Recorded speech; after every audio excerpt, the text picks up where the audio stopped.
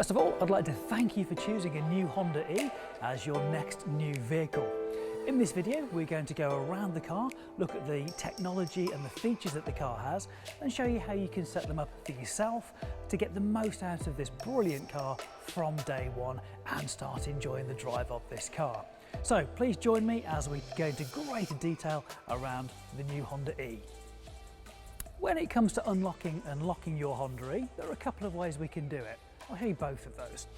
So on the remote, there's the usual unlock button, unlock. So if we press unlock, the door handles will pop out. We can open the door, obviously, get into our car, drive it. Locking the car, we shut it, press the lock button, and the door handles will pop into the car, or locked. Now the other way of doing it is without actually using the key fob at all. So now I'm going to approach the car, and as soon as I get into the detection zone between the key and the car, the door handles will pop open. Now, when I approach the car, there's a little sensor underneath that just give it a moment and it will allow me to get into the car. So when it comes to locking the door using the keyless system, there are three little ridges on top of the door handle. All I need to do is apply a little bit of pressure onto the top of those, and the car will recognise this and it will lock the door for me. Now, one other thing to note on your key is that it has a battery inside it for the remote. If that has failed, the battery's gone flat, you can still get into your car. So there's a little release catch on the back of the key fob, which shows you there's a little blade inside. What you would do is then go to the door handle, manually pull it open, and you can actually pop the key into the key barrel that's hidden discreetly behind the handle. Then when you get in, remember the battery in this is no longer any good, but you can still drive the car. So all you would do, hold the key fob over the power button. That power button will energise this key fob, so it recognises it's your key and will allow you, once you followed the instructions on the dashboard, will allow you to carry on driving to your Honda dealer to get a new battery fitted in that key fob. So to get going, it really is very, very simple. Put on the foot brake, press the power button, and you're ready to go once you've selected drive. So like an automatic transmission, we have a series of buttons down here. P is for park, R for reverse. You would pull this back so you can't catch it by mistake. Then you've got your neutral, and of course, we would want to select D for drive. Now what we would do is literally use our throttle to drive us forwards. It's an automatic style. However, we have paddles on the steering wheel here. This is not for gear changing because we don't do that on this car. This is about how much regenerative braking we want. So we can use the plus or minus paddles to actually give us more or less regenerative braking when we actually come off the throttle. Below the park, reverse, neutral and drive buttons, we also have our electronic parking brake. So because I've got my seatbelt on, as soon as I drive away, that will automatically release. And I have brake hold below there as well. Now, brake hold literally holds the brakes on for you. So if I've come to a complete stop by using my brakes and brake hold has been selected, it will literally hold me there until I choose to go backwards or forwards. So that means on any journey I don't need to be putting a parking brake on, traffic islands or things like that. The car will actually do it for me and hold that braking pressure on as though I was doing it with my foot brake. Really fantastic feature. You can select that or you don't need to select that. That is entirely your choice. Just below the D button for drive, we have our button for single pedal control. So if I select this, I need to have my seatbelt on to do this and the parking brake to be applied. What it will allow us to do is, if we want to, purely drive the car just using the accelerator. Now, if we didn't have this, you could accelerate, and as you come off the accelerator, the car would continue to go, but it would just slow down because you have no more momentum. With single pedal control, as you come off the accelerator, it will actually apply braking, regenerative braking, so that energy is stored back into the battery. But if you wanted to, you could completely drive the car just using the accelerator. Don't worry, if you want to, you can still use the brake even in this mode, entirely up to you. And then just a little bit further down, we have the drive mode. So if you push it forwards, we actually get it into sport mode, so it sharpens the throttle response. And if we pop it back, it'll go into standard mode. So again, you have the choice of how the throttle is going to respond and how it's going to speed you up. So in the centre of the dash, we have the button for our hazard warning lights. So that's just a simple press there. Moving slightly over, we have our indicators, and literally you can just push it once and it will give you 3 flashes on the indicators. If you want them on for a longer duration, just click them one stage further. So on the right hand side, we have the stalk for the wipers. So just one push up will give it a mist. Just if you do want one wipe of the screen. Next position down is for auto. So in that position, it will actually be using the rain sensor on the windscreen to detect the raindrops. And then we can adjust the sensitivity, plus or minus, with the little thumb wheel just showing you there. If you want it in a fixed speed, we've got low and we've got high, which would just be the next 2 positions down. Should we want to clean the windscreen, we just pull that towards us and it will obviously squirt the windscreen with our washer fluid and wipe the windscreen as well. And just on the end, we have the ability to use the wiper for the rear screen.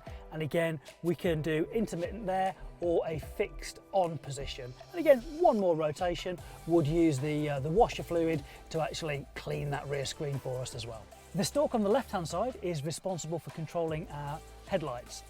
Now, the default position is auto, so it will use the light sensor on the front screen to determine whether they need to be on or not. Now, this is over and above the daytime running lights, which are standard on this car as well. But if you wanted to force them into dip beam, you'd literally go through side lights and onto dip beam. Also on this stalk, we have the ability to put our front and rear fog lights on at the simple twist of the dial there, and we can turn those both off as well.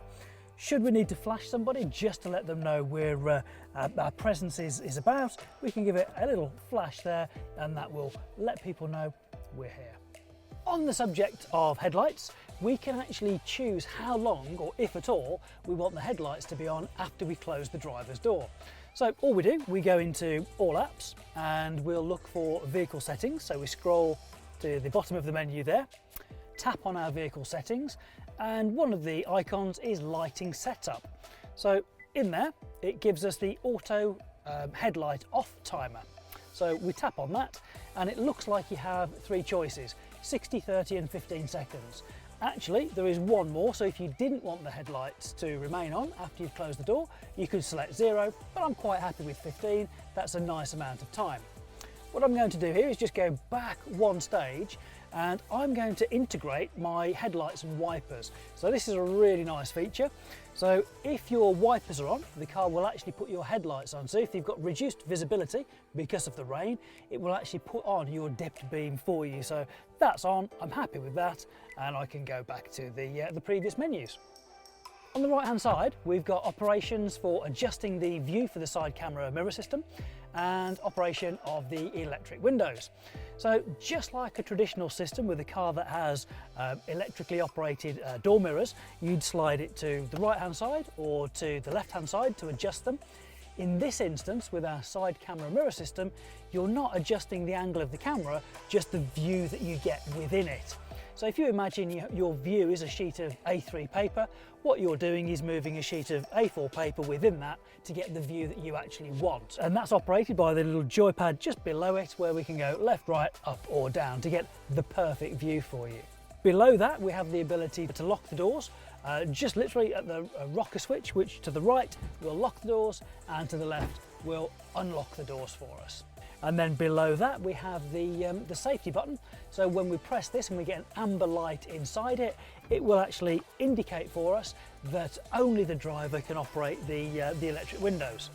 So this will eliminate if you've got passengers in the front seat or the rear seat operating those windows if you don't want them to. Of course, we can turn that off now, and all 4 of the windows are one touch. So literally we can push them all the way down and send those down, or of course all the way back up. If you only wanted it part the way, you'll feel a tiny little bit of resistance and you can stop at any point you wish. To keep you at exactly the right temperature, our buttons along here will pop your heated seats on for you. Gives you the nice indication on the screen. We can pop those down. We've got 3 stages there. And then moving across, we have the ability to turn the system on and off for the blower. That will show us up there as well. At the moment, the air conditioning is off. If we wanted to turn air conditioning on, it will give us that confirmation there as well. Should we want to recirculate the air, we just pop that little button on there and that will keep the air that's inside the cabin recirculating. Then we can change the different modes for where the air is going to flow from. And again, it gives us confirmation not only on the small display here, but the really large display up top as well, whether it's on our face and feet, or whether it's just on our feet, or wherever it may be. Then we have a couple of buttons for the front screen demister, and actually for the rear screen. And again, it gives us lovely icons on there, just to literally highlight what it's doing for us at any point in time. And of course, we have our temperature. If we want the car to just look after everything for us, and we say, right, I want 21 degrees, do it for me, that's the easiest thing. Just press it on auto and it will figure out what vents it needs to do for you and keep you at that ideal temperature. Now, not only have we got that, but we have a heated steering wheel on the advanced model, so you can just pop that on as well. Now, to take it one step further, I'm just going to turn that off for a moment. We can actually schedule the Honda E to get the car to the temperature you want even before you get into it. So on the screen, all we do, we pick our EV menu, and this will give us a few options. The ones we want to focus on here are the preconditioning climate schedule and also the climate operation. So if we go into the schedule, we have various settings here, and if we just pick one, so setting 1, what we put in here is our departure time. So let's say we want to set that for 5 o'clock of an evening. That's when we're leaving work. So we click OK there, and we're going to select Monday through Friday. Of course, we're going to select it to be on now, and we're going to save that. That saves it in, that's our new schedule. And you can see it on the calendar over there for us. Now, if we go back a stage, we can actually tell it in the operation what we actually want it to do. So our temperature adjustment, normal, that'll be in the sort of the low 20s for you. Depending on the climate, you might want it to be a little warmer than low 20s or a little cooler in the car than low 20s. I'm quite happy with low 20s, so normal's perfect. The operating time, how long do we want it to precondition for? Now remember, if your car is actually plugged in and charging at home, when you get to the car, it will still be at 100% charge because you're using electricity from home to actually precondition the temperature of your car. I'm going to set that for 10 minutes. I don't think it needs to be more than that. I'm going to save that. Now, what we have on the advanced model is the defroster synchronization. So this is based on the external temperature. If it's cool, what it will do, it will actually apply heat to the front windscreen. So when we get in, it's defrosted the ice or the snow off the windscreen. So not only is it warm and comfortable in the car, it's really nice and safe to drive off as well because we've got really good clear visibility. When we're done, we just click on there, that's all back and we're saved.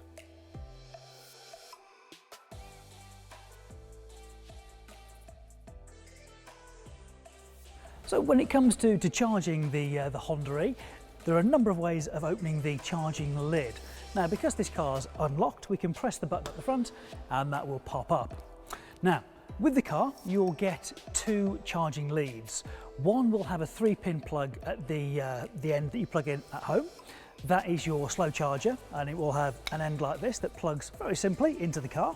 So open up that top flap there, plug it in, and you'll see that the charging light at the top goes from white to pulsing blue. Now, the other lead that you'll get is what we call a Type 2 connector. So it will be exactly the same on this end because it plugs into your car, and on the other end is a very similar connector. This could plug into your wall box at home, it could plug into the charging station at a supermarket or motorway services. And depending on the amount of current that it will actually take through there, depends how many hours it will take to charge your car up. Now, if you want a rapid charge, so we'll just take this out for a moment, and taking it out is really simple. There's a button in the top right hand corner, press that, wait for a moment. There we go, we get a little click, we can take that out. I'll just pop it down here for a moment. So when you were doing the DC charging, this rapid charge that can do up to an 80% charge in around about 30 minutes, you open up this second flap just underneath. So the connector you're going to plug into your car looks very similar at the top, but it has like an oval connector underneath that as well.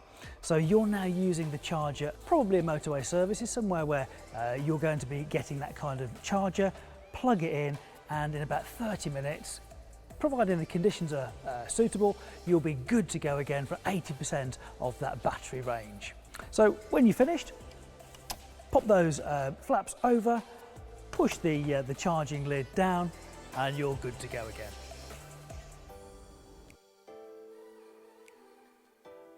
So for the items under the bonnet, we clearly need to open the bonnet. So first of all, get into the car,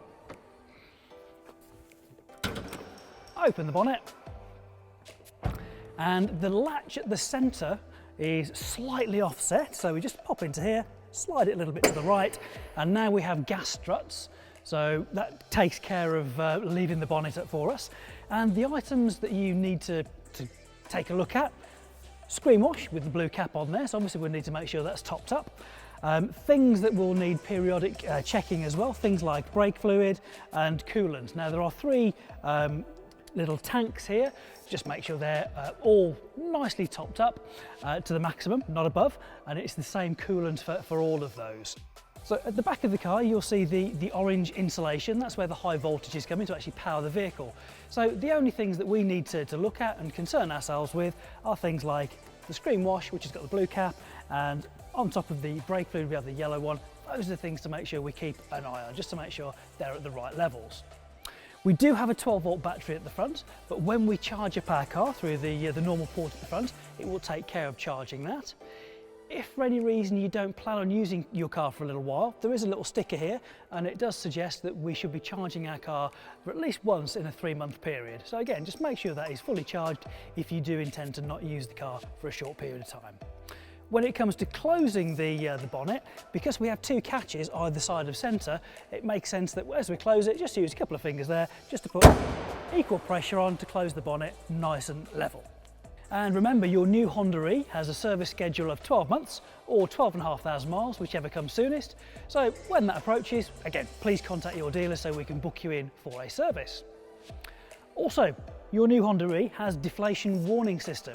What that is, it's a way that the car can monitor the pressures inside your tyres.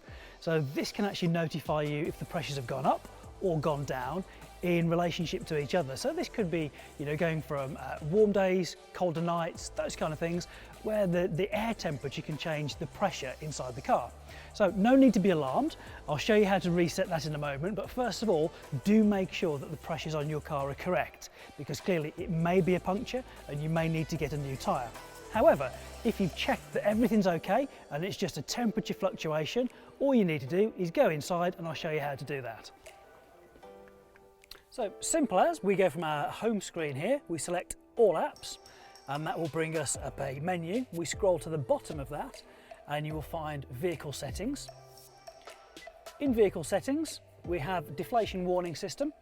We tap on that and we have calibrate. And what calibrate will do, it will reset it so it's now learning the new rotational speed of all your wheels and tyres. So that is you good to go once you've checked that the pressures are correct in your tyres.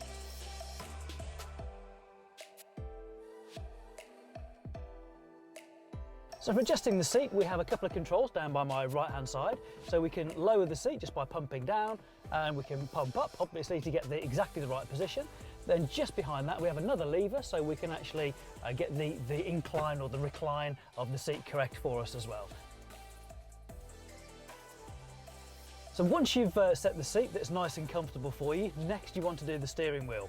So just down here we have the lever, and we can actually push it in, up, down and back. So for me, with my shoulders in the back of the seat, I just want to be around about there. That's nice and comfortable for me, which means I've got a good ability to steer nice and safely.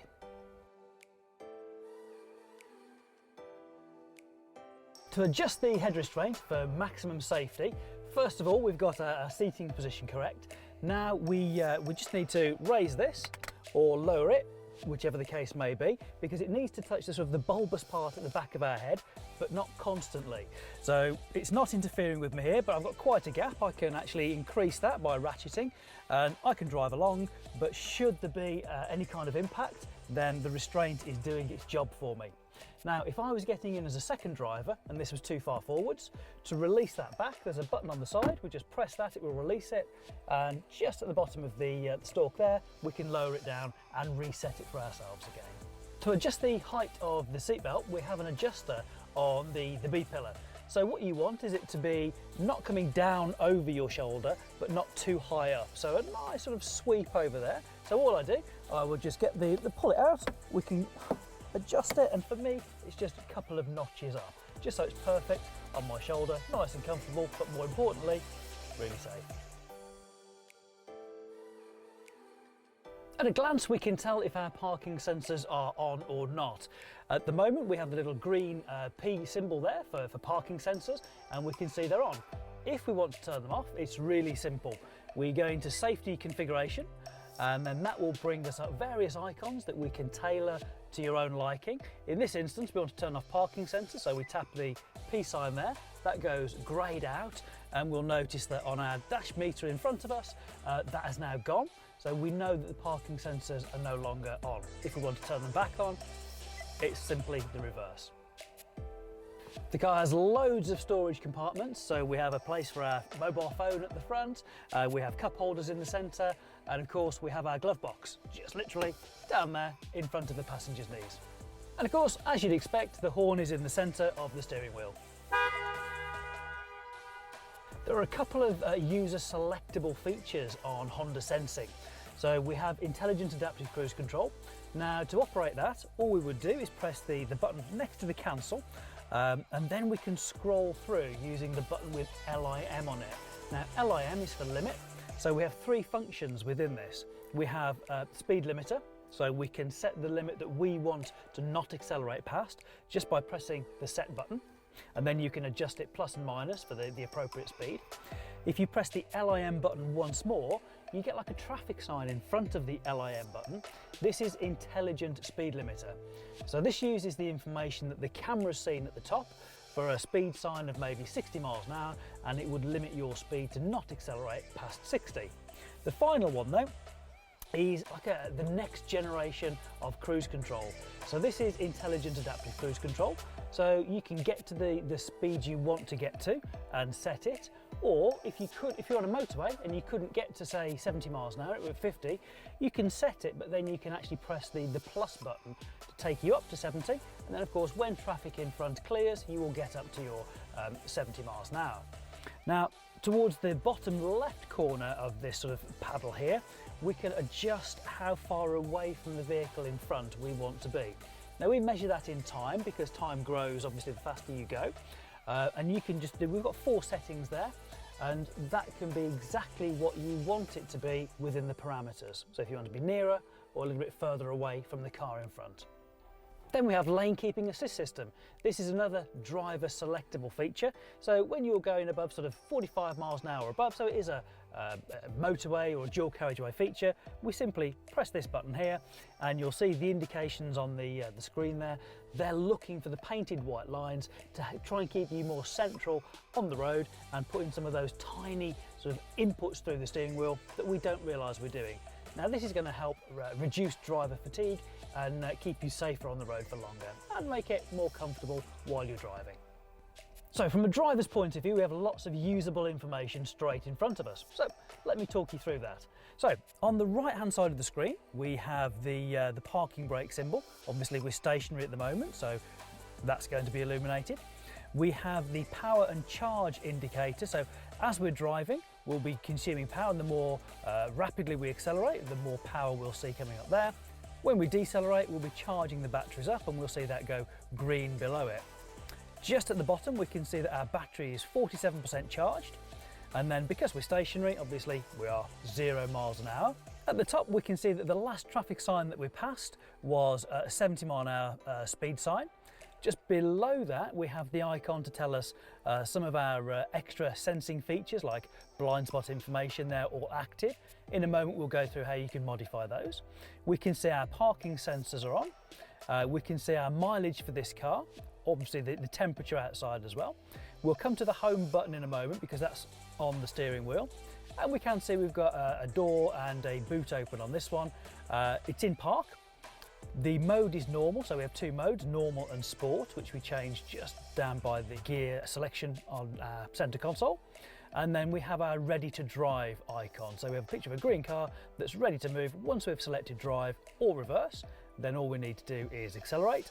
And the information icon, because we have in this instance a door open. So in the center by my left thumb, we actually have a home button, and this will change the icons on the left hand side of my screen. So if we take you through those, we press the home button and we can actually scroll through and see information. So it was telling us there was a door open.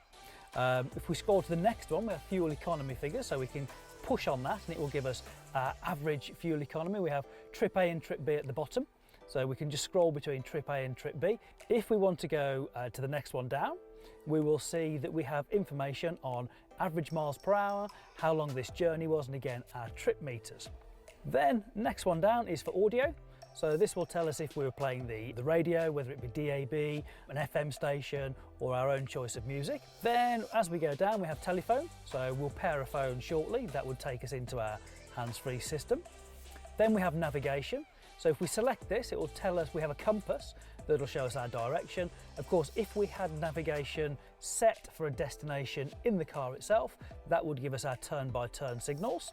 Then we have our speed alarm. So this would just bong at us as we go over 30 or 50. These are not set at the moment, but we could if we wanted to.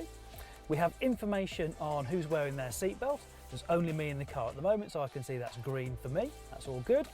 We have information on our sensing features.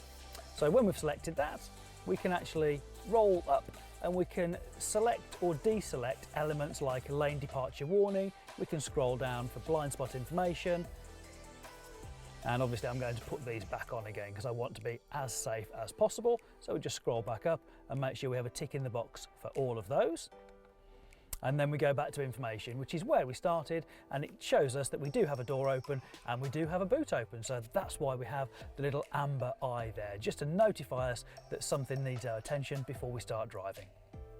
Now, when it comes to our infotainment system, just going to go through some of the features that can help you get on your way and make the most of this system. So right from the start, we'll go to our all apps. So in here, we can see quite a large selection of items. If we start right at the top, we have things like AHA radio, which will allow us to listen to internet radio, providing we have a wireless connection, which of course we're going to through this system if we've opted for the Wi-Fi hotspot in the car. We've got our aquarium on here, Bluetooth audio, our clock, DAB menu, EV menu. There are many, many things on here.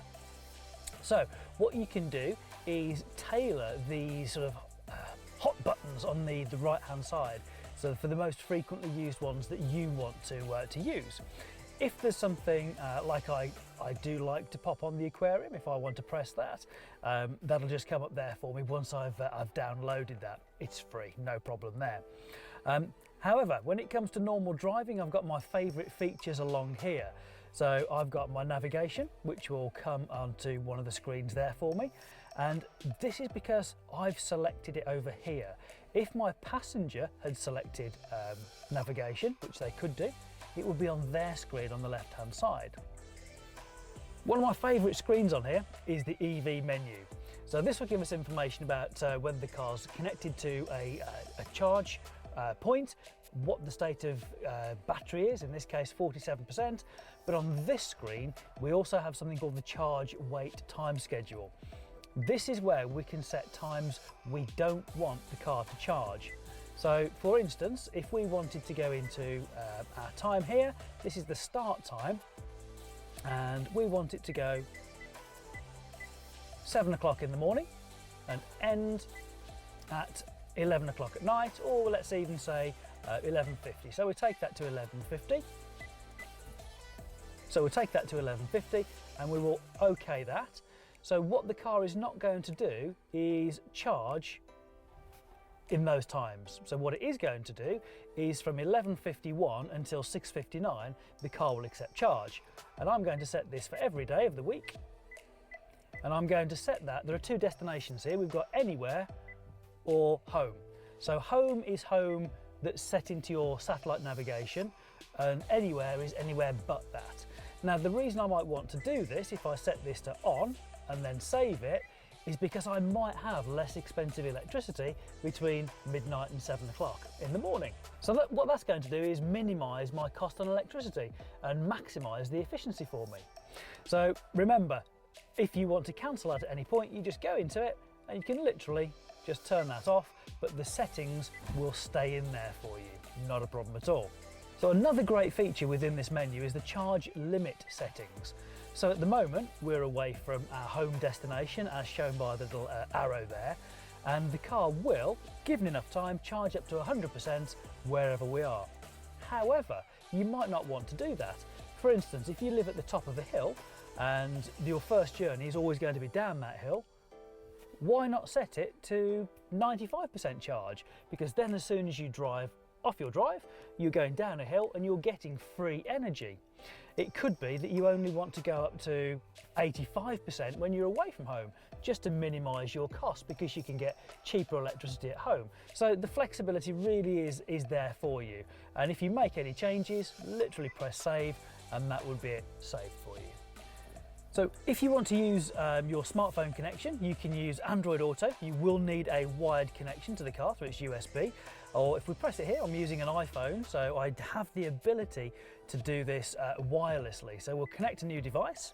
I go into my Bluetooth and they will try to find each other. I tap Honda HFT on my phone.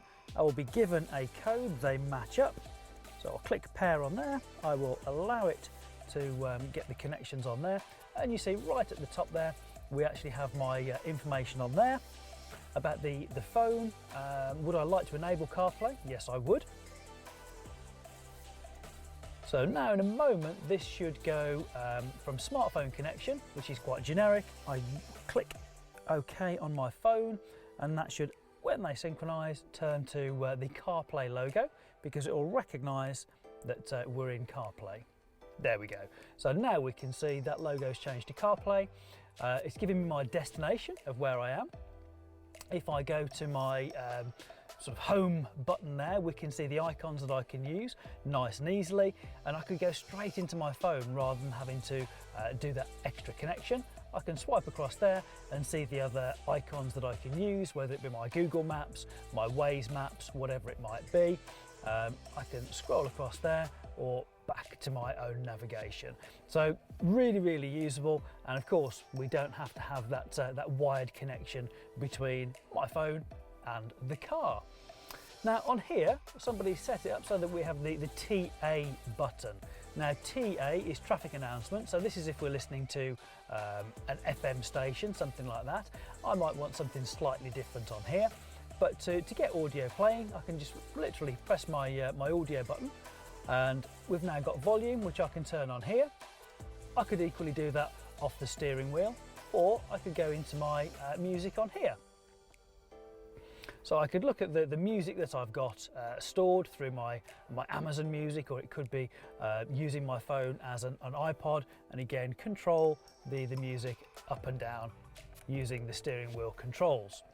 Now if I go to all apps, what I might want to do is have my digital radio on there. So I can go to my different lists and I can listen to, whether it be Radio 1, Radio 2. Again, if we put a little bit of volume on there, we can listen to the stations, or we can actually scroll through left and right and select the ones that we actually want. So superb little system. When it comes to tuning, the easiest thing to do will be just to scan through the different ones. And when it gets to the next station that it can pick up, it will actually come through. So we have something different here. We'll stop on this one and we can see that we're now listening to BBC Radio 4 Extra. If we wanted to store that as a preset, we just press and hold till we get the confirmation beep and it adds it up as a preset in there for us. If you want to listen to things other than BBC stations, if you get your ensemble list, you can have local stations, you can have national stations. Here we were just on the BBC station, so nice and easy to choose from. We go back to our all apps. In there we have general settings, and if we wanted to, we've got HDMI on there, so anything that we have connected into the HDMI would come up onto the screen. We have our owner's manual, digital owner's manual. It's quite a nice one to have the ability to pop into that and see if we want to, check up on any information. We have that there for us. No problems at all. We have our power flow chart. Very similar to our EV menu, but purely power flow on this one. System updates we can do, vehicle settings. If we've got the hotspot for our Wi-Fi setup, we can switch between those as well. So I'm just going to go to my CarPlay menu. Now I'm going to reach across and just pop the Bluetooth, the Honda App Center on for the passenger. So if we'd chosen on the driver's side to have navigation for me, and on the passenger side we had some information about the status of the car, I can actually swap those just by pressing that button at the top, and it'd swap them over. So now my passenger could actually set a new destination in for me, and then when they're done they could press their button and it would swap it over to the right hand side for me. So again, another really usable, easy, friendly system on there. If you wanted to see the previous pages that you've loaded up, you can actually scroll through those, pick the one. If I wanted my owner's manual again, it would bring it up in front of me. So there's nice information on there and really easy to access, and you can even personalize the icons on the right hand side as well.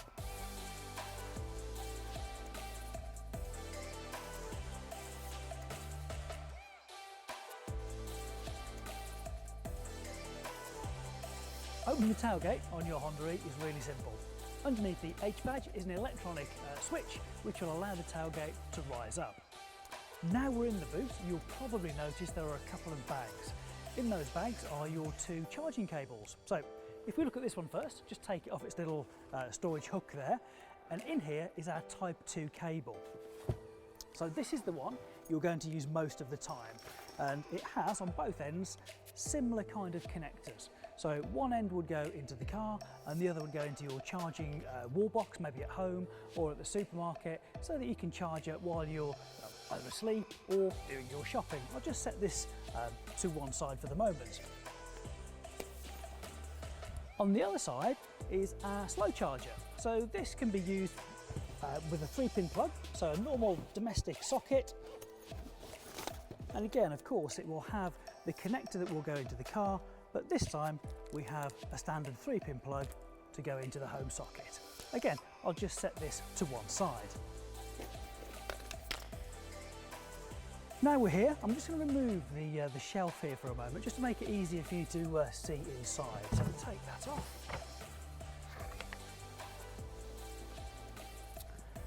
And underneath the carpet, this is where we'll find our temporary repair kit.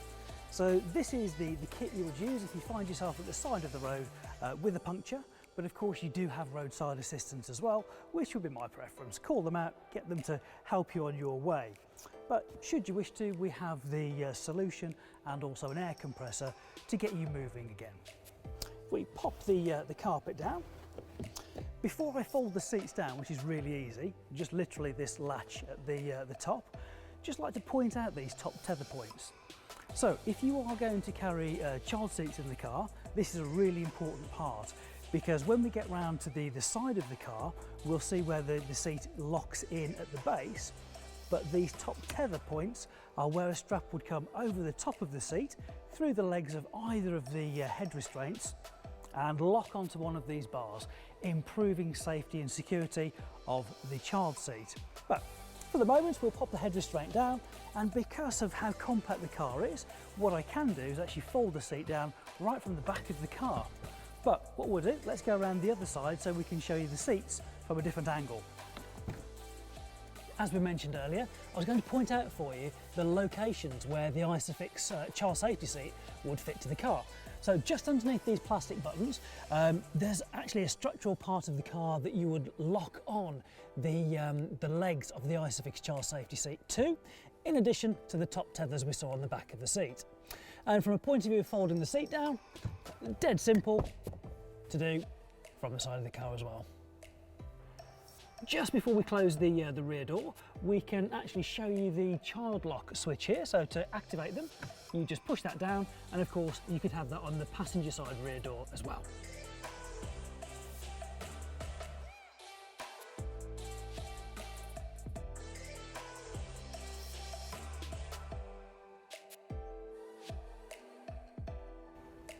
Thank you for joining me in this video.